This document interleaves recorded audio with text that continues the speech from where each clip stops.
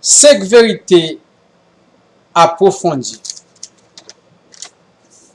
Les 5 vérités approfondies concernant la vie éternelle.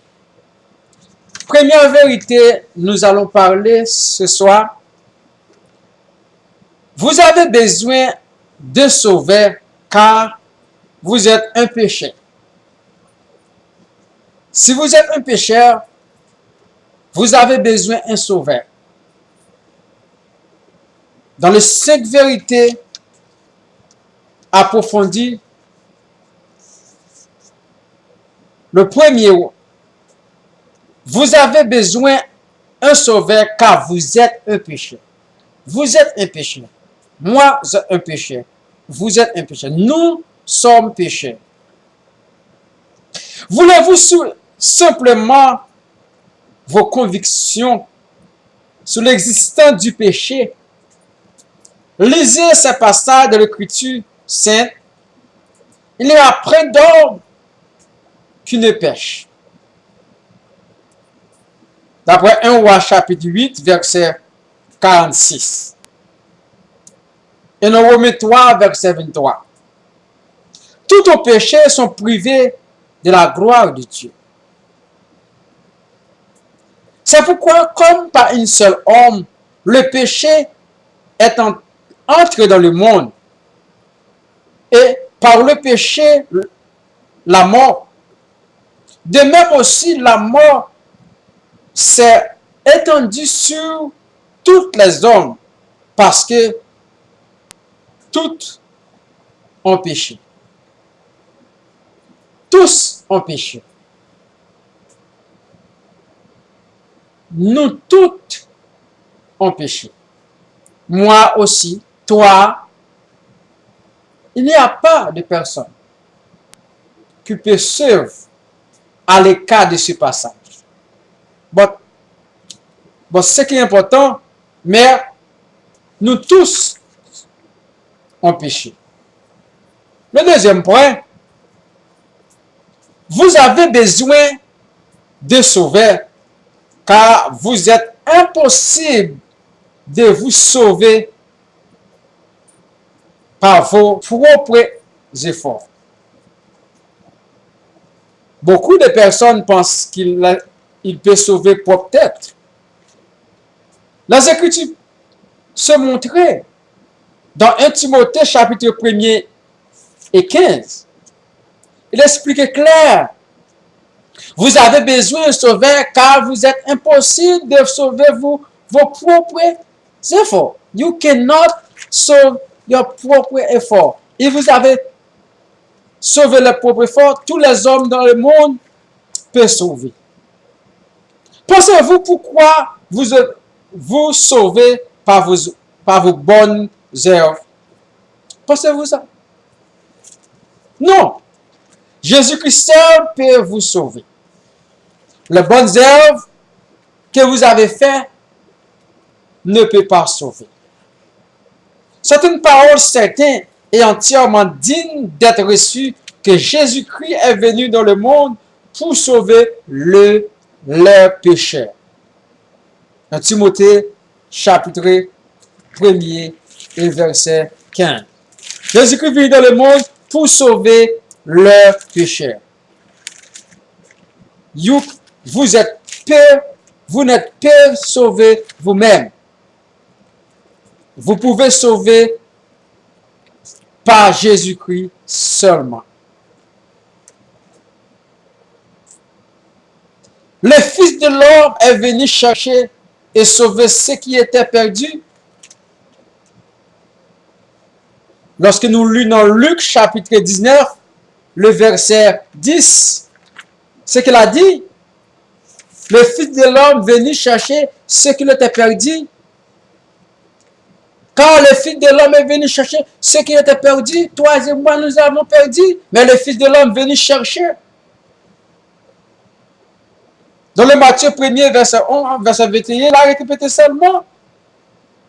Tu lui donneras le nom de Jésus, celui qui sauvera son peuple dans ses péchés. Who peut sauver toi et moi Who peut sauver le monde entier? Who peut sauver les créations, l'univers entièrement? Ce n'est pas le zèle, mais le Jésus-Christ est le seul. Le troisième point que nous voulons lire, vous avez besoin de sauveur car sans lui vous péririez. Vous avez besoin de sauveur car sans lui vous péririez. Vous périez sans lui. Lui qui est sans Jésus-Christ. Devant Dieu, l'homme a deux alternatives. Être sauvé ou perdu. A deux alternatives. Être sauvé ou perdu. Aller au ciel ou en enfer. C'est les deux alternatives. Être sauvé ou perdu, ou aller au ciel ou aller en enfer. Il y a deux chemins devant Dieu. Comment décide-t-il sur ça? Il a accepté Christ, comment se sauver? Où il a la réponse? L'Écriture nous dit, celui qui croit au Fils a la vie éternelle. Et celui qui ne croit pas au Fils ne verra après la vie, mais la colère de Dieu demeurait sur lui. Comment pouvez-vous faire cela si vous n'êtes pas croire en Christ? La colère de Dieu demeurait sur lui, sur toi. C'est pour raison, mes frères et sœurs, vous pouvez croire en Christ, c'est le seul moyen de sauver. Si vous ne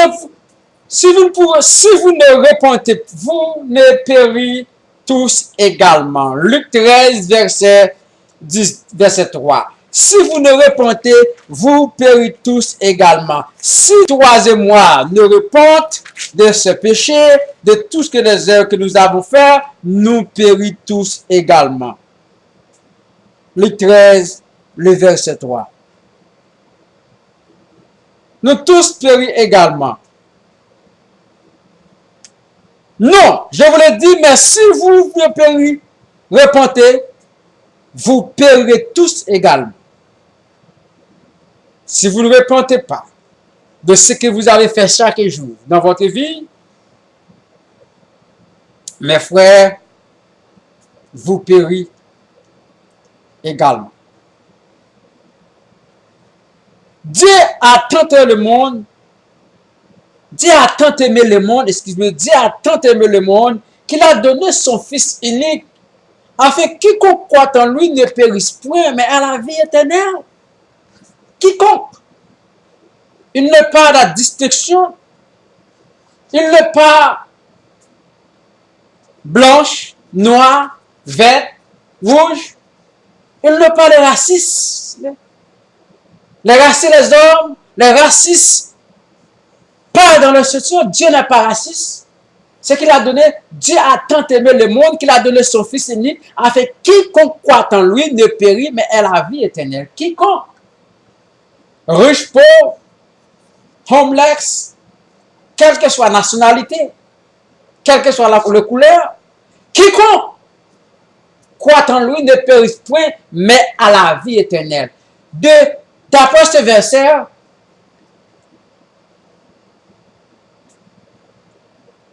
il montre que Dieu est un Dieu d'amour, que personne, il ne laisse personne d'aller en enfer. Il fait le moyen possible de ramener toutes les personnes à entrer dans la vie éternelle, dans le royaume de Dieu. Jean 3, verset 16. La quatrième question, Jésus-Christ désire vous sauver à peine. Jésus-Christ désirait pour sauver. Jésus-Christ désirait vous sauver et acceptez-le. Si vous n'êtes pas accepté-le, vous ne pouvez pas le sauver parce que Jésus-Christ a désir de sauver. Jésus-Christ a accompli notre salut quand il mourra.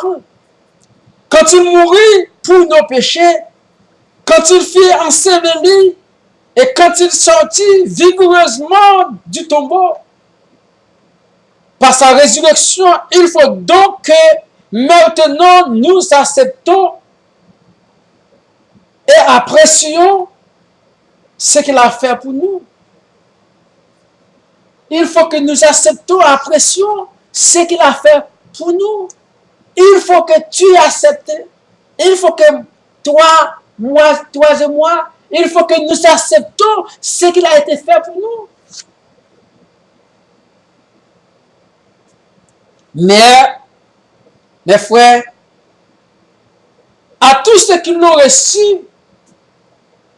et à ceux qui croient en son nom, elle a donné le pouvoir de devenir l'enfant de Dieu, laquelle sont nés. D'après Jean 1er, verset 12. Et dans Acte 16, 31, le dit au verset qui est très clair. Laissez-nous lire ce passage. Acte chapitre 16, le verset 31. Le passage explique clair ce que Dieu allons faire pour nous. Acte 16, 31. Il a dit, Paul et Silas répondit, crois au Seigneur Jésus, tu seras sauvé, toi et ta famille. Crois au Seigneur Jésus, tu seras sauvé, toi et ta famille. Crois au Seigneur Jésus, tu seras sauvé, toi et ta famille. Not seulement yourself. Ce n'est pas toi seulement. Ce n'est pas vous seulement. Mais c'est moi, c'est vous et votre famille. Ce n'est pas moi seulement, c'est moi à toutes les familles. Cela veut dire, si vous avez croire dans le Seigneur Jésus, vous avez sauvé à toute votre famille. À toute votre famille. Si tu confères de ta bouche le Seigneur Jésus-Christ, et si tu crois dans ton cœur que Dieu est la ressuscité des morts, tu seras sauvé. Seulement ça. Ce n'est pas beaucoup de travail, beaucoup d'efforts. Seulement croire dans le Seigneur Jésus-Christ est le Fils de Dieu et croire qu'il a ressuscité des morts et tu seras sauvé. Êtes-vous prêt de disposer à dire, convaincre ce que je suis au pécheur, que je mérite le jugement de Dieu contre mes péchés. Je crois de tout mon cœur Jésus-Christ comme mon propre sauveur. Je le confesse sincèrement comme mon Seigneur. Pouvez-vous dire cela? Pour finir, mes frères, la dernière question dans les 5 vérités approfondies. Christ est votre sauveur. Aimez-le, adorez-le, servez-le. Christ est votre sauveur. Aimez-le, adorez-le et servez-le. Parce qu'il est votre sauveur. Vous ne pouvez accomplir vous-même votre salut. Ce n'est point par les œuvres afin que personne ne se glorifie. Personne. Maintenant que vous êtes sauvés, vous devez voir soit de vous appliquer principalement à pratiquer les bonnes œuvres.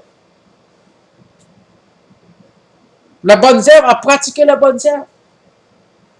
Vous pouvez manifester votre foi en Christ par votre action. Soyez un bon chrétien, un croyant, et persévérer en fructueuse. C'est seulement ça. Vous pouvez faire. Trouvez votre soutien dans les Écritures. Et vous laissez cela. Louons Dieu, je bénis l'Éternel à tout temps.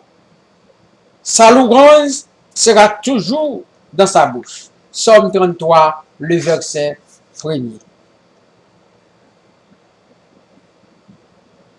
Il faut toujours prier et ne point se relâcher. Luc 18, verset 1er. Es-tu Dieu? Efforce-toi de présenter devant Dieu comme un homme éprouvé, un ouvrier qui n'a pas rougi et qui dispense trop droitement la parole de la vérité, d'après 2 Timothée 2, verset 15. Mes frères et sœurs, et fraternellement, n'abandonnez point nos assemblées. N'abandonnez point les assemblées. Beaucoup de personnes avec cette habitude abandonnent les assemblées d'aller ce qu'il a voulu, ce que le corps de Jésus devait d'aller.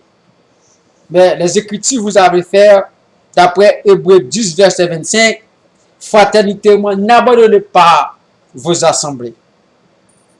Et la dernière parole pour finir avec vous ce soir, témoignez ce que Christ avait fait pour toi. Témoignez avec les amis, avec les familles, avec les autres sœurs, les frères et sœurs. Témoignez que ma langue chantait la parole.